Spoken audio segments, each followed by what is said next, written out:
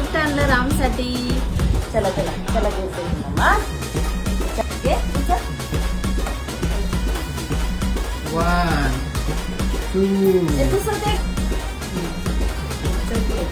इथे ठेव.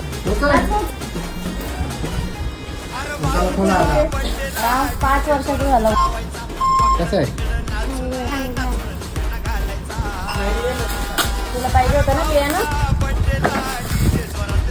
एक आता तुला गिफ्ट कॅमेराकडे बघ, मोबाईलकडे बघ.